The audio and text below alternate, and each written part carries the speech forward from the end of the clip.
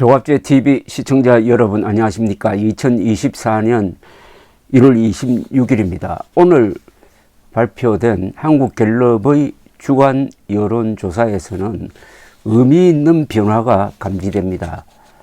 이 여론조사는 전국 유권자 1000명을 대상으로 하고 플러스 마이너스 3.1%포인트의 오차 범위를 갖고 있습니다. 우선 대통령 직무평가입니다. 윤석열 대통령 잘한다 31%, 못한다 63%입니다. 전주에 비해서 부정평가가 5%포인트 올랐습니다. 이거는 폭등이라고 해도 되겠습니다. 그리고 긍정평가는 1%포인트 내렸습니다. 왜 이렇게 됐느냐? 제일 큰 원인은 한동훈 국민의힘 비상대책위원장을 밀어내려는 시도가 언론에 보도됨으로써 비판을 많이 받은 것이 큰 영향이 아니겠느냐 하는 생각입니다. 그 다음에 정당 지지도는 국민의힘 36%, 민주당 35%, 무당층 22%입니다. 전주에 비교하면은 국민의힘은 같고 민주당은 2%포인트 높아졌습니다. 그런데 국민의힘에 약간 희망적인 조사도 있습니다. 한동훈 비상대책위원장이 잘한다가 52% 됩니다. 못한다는 40%, 이재명 잘한다는 35%, 못한다 59%. 그러니까 한동훈 대 이재명으로 대결 구도를 만들면은 한동훈 52, 이재명 35가 되는 겁니다. 그런데 중도층에서는 한동훈 위원장에게 후한 점수를 주고 있습니다.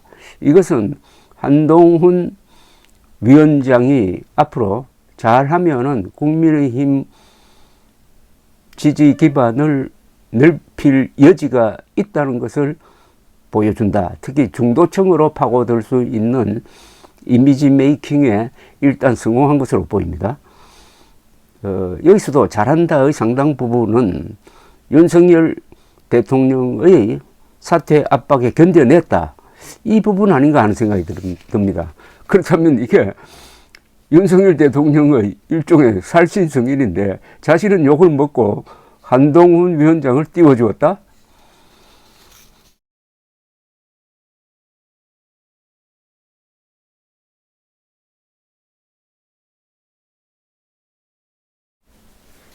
총선에서 다수 후보가 당선되길 바라는 정당으로 우리 국민들이 뽑은 정당은 이렇습니다. 국민의힘이 33%, 더불어민주당이 33% 같습니다. 제3지대 정당은 24%입니다. 20대와 무당층과 중도층은 약 40%가 제3지대 정당의 승리를 원하고 있습니다. 전례 없이 제3지대가 약진할 수 있는 여론의 구조가 형성되어 있다. 이런 이야기죠. 그 다음에 오는 총선에서 국민의힘을 지지할 의향이 있다. 39%, 없다. 55%, 민주당 지지 의향 있다. 40%, 없다. 52%. 이건 뭐 같습니다. 국민의힘, 민주당 지금 동률이라고 봐야 됩니다. 그 다음에 주목되는 것은 이준석 신당을 지지할 의향이 있느냐? 있다 20%, 없다 72%, 이낙연 신당 지지할 의향 있다 16%, 없다 74%, 정의당 지지할 의향이 있다 16%, 없다 77%. 그런데 이 제3지대 정당이 이기기를 바라는 사람들의 약 절반은 이준석 신당 지지 의향을 표명하고 있습니다. 그러니까 제3지역 승리를 희망하는 사람들이 지지하는 정당을 보면은 이준석 신당 48%, 이낙연 신당 26%로 나옵니다. 제3지대에서는 이준석 신당이 선두에 나섰다 이렇게 보입니다. 이준석 신당은 20대, 30대 그리고 서울 중도층에서 상대적으로 지지가 강합니다. 이준석 신당은 그러니까 보수표보다는 중도 진보표를 더 많이 가져가는 경향을 보이고 있습니다. 한편 이낙연 신당은 진보와 호남표 흡수력이 약합니다. 그렇다면은 제가 평소에 자주 이야기합니다만은 이 이준석 신당 등 제3지대의 역할이 민주당에 불리하고 오히려 국민의힘에 유리하다. 보수 쪽 입장에서 보면은